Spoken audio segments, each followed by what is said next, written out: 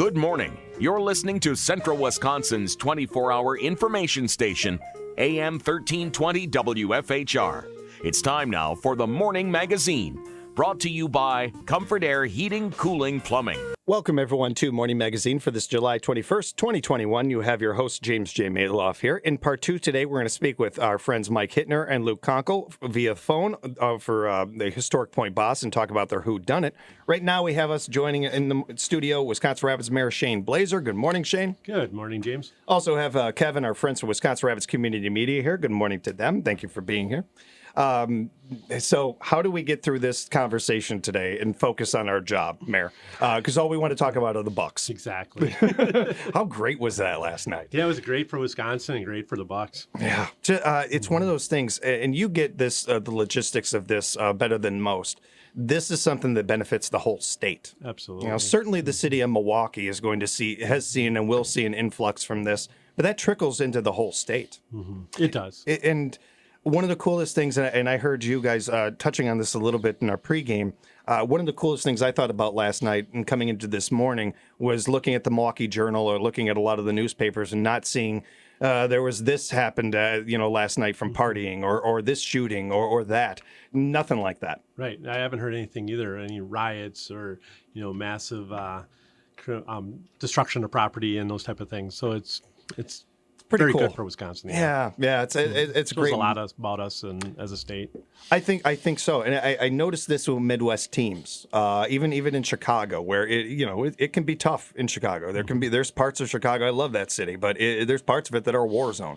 And when the Blackhawks won their championships, very similar story. I think it's a Midwest thing. I really do, and I'm a little biased. Something to be proud of. Though. Yeah, it is. It's really cool to see. Did you?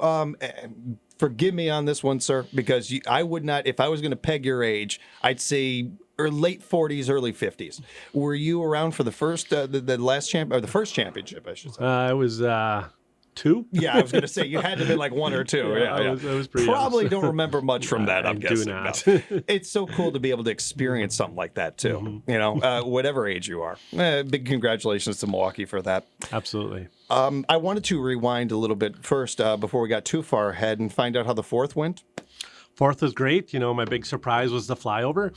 And I have to give a shout out to Tammy. She contacted me and asked me if, has the city ever thought about this? And so we went through the application process, and then we were given a time like at 11:30 in the morning. And we're like, that's really not going to work, you know? So we said, thanks, but no, thank you. And so I contacted Tammy, and she contacted her brother-in-law who works at an airfield. And later on, we received a phone call for a 6:30 time from another airfield over at Truex Field. And then, so ultimately, we ended up having that flyover. Who did the flyover? Who were the actual, the team or the flight, or I'm not sure if it's a company? It's the military. It was the military. Yep. Okay. Yep. All right. Fantastic. But it's kind of cool to hear the backstory of that, hear a little bit of the details behind the curtain of how that happens. We've seen flyovers our whole lives. I don't know how many of us have heard any details like that. Thanks for sharing. Yeah, you kind of get a little high, like, okay, we've been approved, and then all of a sudden 11:30, we're like, wait a minute here, it's 11:30, is not going to work. No. And so we appreciate Tammy for helping us assist in making it happen for our community, and it was a good thing. Definitely, I heard really good feedback from the community about it. Certainly, the fireworks themselves were well done, and people enjoyed that. It seemed like a really safe 4th too. We can't always say that, but this year seemed pretty safe. Everything went pretty well. We didn't have rain, and we weren't watching the weather, worrying about rain for once, because usually that seems to be the biggest thing on 4th here is it going to rain? Is it going to storm? When's it going to happen? And yeah, it was just a nice night to sit in a lawn chair and enjoy the fireworks and the flyover and the people. Yeah, the weather couldn't have been better. People, it was a great time in the city. As important as all of those things are, I also have to ask, how was it lighting off one of those fireworks? Actually, I met with them, and I decided that I was sitting on the other side of the river down in Veterans Park with my family and friends and a whole bunch of people. And so I passed on lighting the first fireworks. So, because it was, it was dark, it was, it wasn't going to make or break the show. And so I when we talked about it, I said, he goes, if you want to enjoy your seat and in your lawn chair, I recommend that. And so that's what ended up happening is. That's even better. Now it'd be different if it was taken, like you weren't able to, like time wise, it didn't work out. So it was taken from you kind of, that'd be a little different. Yep. If it was your choice, I love that. I think that's worked great. Out. And I got to, instead of, doing push the first button or however it was set up, that and then I have to walk back over by my family and friends and the people I was sitting around with. That it just kind of worked out that way, and I was good with it, and everybody was good with it, and nobody knew any different until now. A little more time with the family. Absolutely, that's great. Yeah. That's always a good thing. I was around a great bunch of people, and there was just a lot of community members in Veterans Park, and just had a very enjoyable time. Yeah. Now, when it comes to your day job, the things that are going on, you guys had a meeting recently. Had a new alderman elected. Yeah. So what happened was Thaddeus Kubishak, he was representative for District 7, and he had a great opportunity to go to Texas to explore some employment down there, and so ultimately he had to resign from his seat. And last night the council chose to appoint somebody to fill the term until April when there's an election, and so they're going to have a special election for District 7. So last night there was 2 gentlemen that had showed interest in it. One was a previous council member, Jim Stack, and Jim's always been, as long as I've known him, he's been a big advocate for city council and governmental processes. And I think, and I can't speak for him, but I think one of his concerns was he didn't want to see the seat vacant. So he put his name in the hat. And last night when Patrick Delaney was there, Jim decided to pull himself out because there was somebody interested in the position. And Patrick Delaney was ultimately appointed to fill that term till April. And so we're looking forward to getting to know Patrick, and he's going to add a great dynamic and another perspective to the council, and we should have some good discussion coming forward. Good to hear, and appreciate him doing that. When it comes to being on a board and being a board member, that I've never done that before. Just in the last year, I joined the Family Centers board, and on that, and I never feel like I do enough or anything when it comes to that, especially for them and a group like that. When it comes to being on a board with a city, an alderman, that kind of thing, that really speaks to so much. And it's interesting to me because we've talked about this a lot on our morning show. People getting into their passions, and more we're seeing that in the past year, especially people deciding, well, I'm not. I would rather make a little less money and do something I love to do than do something that just grind out just to make a couple extra more bucks. Right. That kind of. People are doing that with their time as well. Their free time. Maybe they can't switch careers. Maybe they can't do something like that. But with their free time, they can put it into volunteering or anything like in that ballpark kind of. Right. I wonder if we're going to see an influx of that when it comes to people on city boards and other nonprofits. Seeing more people do that kind of work. I'm hopeful that we will. Yeah, you can still go out to our website and kind of submit your name to have shown interest in any boards or commissions with the city. And, with Patrick or anybody else on a board or commission, it's kind of that learning curve. You come in with a preconceived idea of the things you want to do, and sometimes you kind of realize, well, there's laws that prevent us from doing it, or there's a process, or, so it's kind of that learning curve. Even in the role I'm in now, I was talking to somebody this morning, is that, as much experience I've had throughout the city, you never know that job until you're in that job. And so I was surprised how much of a learning curve there is to doing what I'm doing now. And I'm still learning every day. And they say it takes a couple of years. And so, it's unique. And then, I feel much more comfortable now in what I can and can't do, and maybe what I should and shouldn't do. And so similar being on the board. Absolutely. Absolutely. Every board and commission and council member has that kind of learning curve to go through. But there's people here to kind of help guide and help, at least kind of lay out a process for you and how you choose to go down that path. And you can kind of determine that and fight for your issues and your concerns. You get to be a voice for your community. You get to be a voice for your neighbors and people. One of the things about it, too, that I imagine when doing something like that, I can't speak for other people, but for me, I know that I just like promoting the family center felt good, but being on the board every day feels good. It's an everyday thing. Even when I don't have a meeting or something, I got one this afternoon, but days that we don't, I still feel just as good as I do on a day like today. Absolutely. That's something that I don't know if is necessarily in a lot of people's minds when it comes to this kind of work, but it's very rewarding work. I'm sure every board is going to be different and ask different things of you. But I got to think that rewarding thing, especially when you're on the board for your city or something. Yeah, and that's part of it is, rarely are people appreciated for, there's some appreciation, but rarely there's a lot of appreciation for different boards, commissions, or things you do. But that self-reward that, you can go to bed at night feeling better that you're trying to make something better or make a difference. And that's where truly that appreciation, self-appreciation comes into play. And you can still get applications in. Go to wirapids.org/appointments, wirapids.org/appointments. I also wanted to ask you, would you have anything else about that regarding that, Mayor? No. Okay. Thank you for... Oops. Yeah, that chair, man. I plugged myself. That chair's getting to be a danger over there. Allie had trouble over there, too. I also wanted to bring up the naming of the Aquatic Center. How's that going? Is that still in the running? People still voting on that? Yeah, I have not gotten an update on that recently, so I need to do that and kind of see where we're at on that. And, it's kind of interesting because it'd be nice to, Wisconsin Rapids Recreational Complex is kind of a big mouthful, and which is fine. But, if you want to make T-shirts and things like that, some type of branding would be nice. I drove by Marshfield's new water park a couple of weeks ago, and I think it's Vandehay Waters, I believe it's their name is, and so it has some importance to Marshfield there, and it'd be nice to have something like that in Rapids here.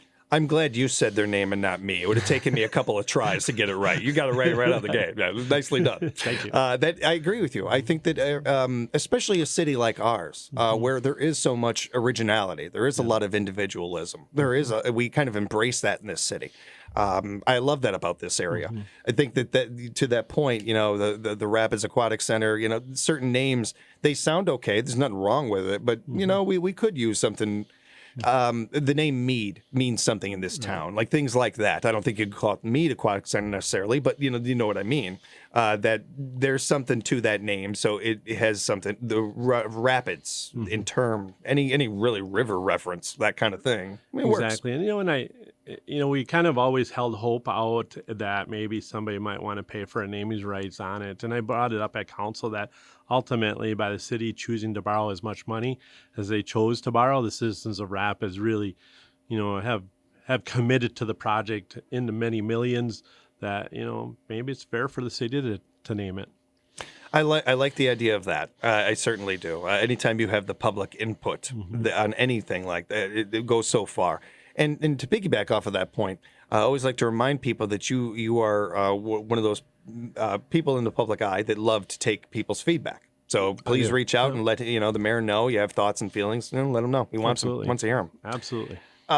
This is also one of those opportunities too to, when it comes to something like this, the Aquatic Center. We had the opening day. We had but we had a pandemic happen and kind of slowed some things down a bit. Comes back this summer.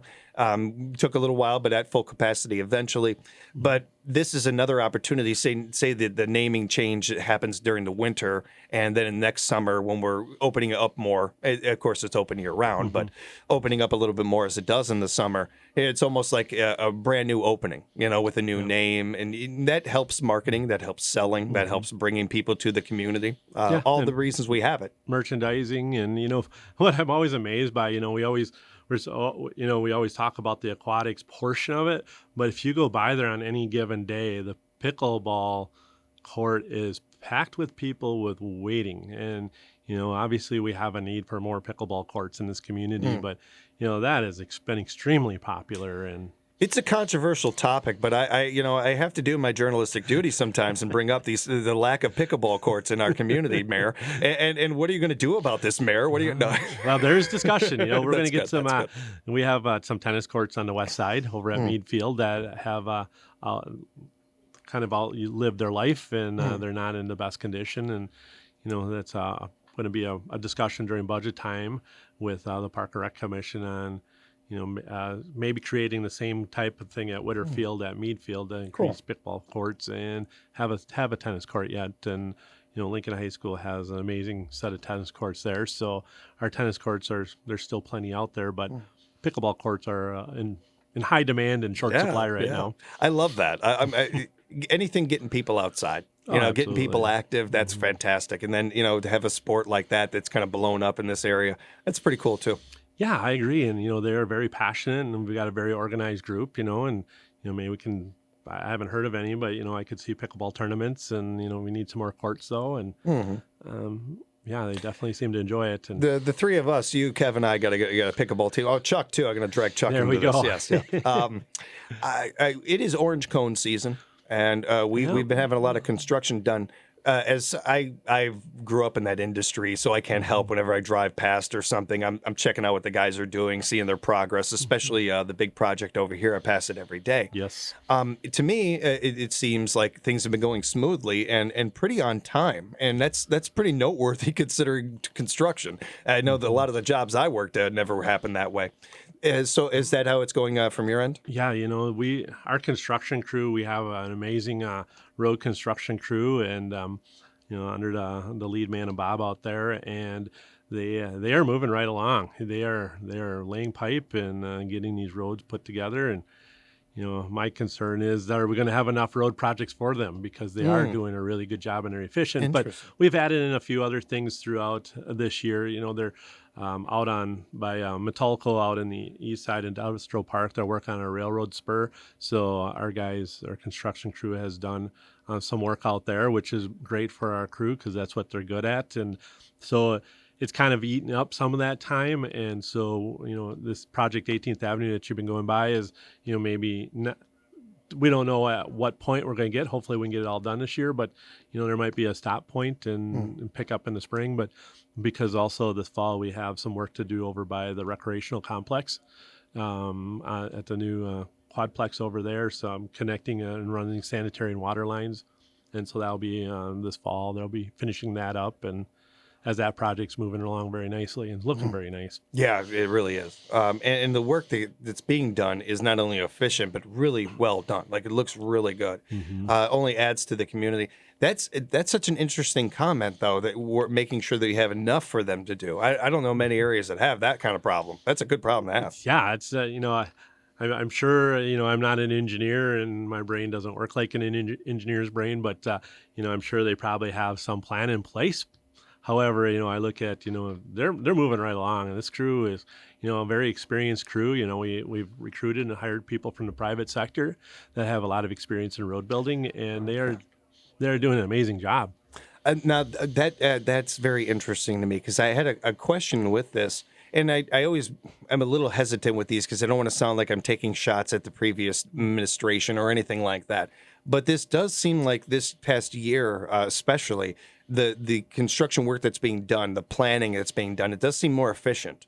Was that intentional? I mean, is that something that just worked out that way, or is that kind of what you guys were planning here? Yeah, I can never take credit for anything, but you don't take credit for anything, sir. But never. I gotta force you to do it. This crew was put into place, and these people were, hired, and that's all on them. Our construction crew, our engineering, the goal of it is engineering designs and plans of project, and our construction crew, through the street department, Paul Vollert's in charge of that. And then you add in that construction crew underneath him, and yeah, they hit the ground running hard. The weather was great in the spring, and they were able to get on it. And yeah, it's all them. It is all that team out there that, I always drive them crazy because I say their names, but they're doing a great job out there. Joe Novak and Dan Felton, all the heavy equipment operators out there, and they are moving right along, and very impressed with it. It's a job that I've always had a healthy respect for, but when it's done at that level, it doubles that. I really respect that kind of thing. And they deserve to be mentioned. So maybe we embarrass them a little bit, but we got it. They deserve the credit. I like to tease them. I'm curious, when it comes to whether it's those projects or any of those, You've got to have one of those planners that's just filled every day. What's next on the docket for you? Yep, they have a board, and they have a board where even from engineering where they're at on projects in the future, and at what point of surveying and design, and then out of street department, there's at what point they're done there, and it's quite an efficient operation trying to make sure these are tax dollars, these are our tax dollars, and we want to make sure we're efficient, we make sure we're doing it correctly, and keep the process moving. And our public works director Joe Terry always talks about that we're not replacing enough road to keep up, and so we have to be efficient at what we're doing and looking at what we're doing to make sure that when we redo a road now, that at the end of its life we're ready to redo it then, but we're not there yet, and that's work in progress yet.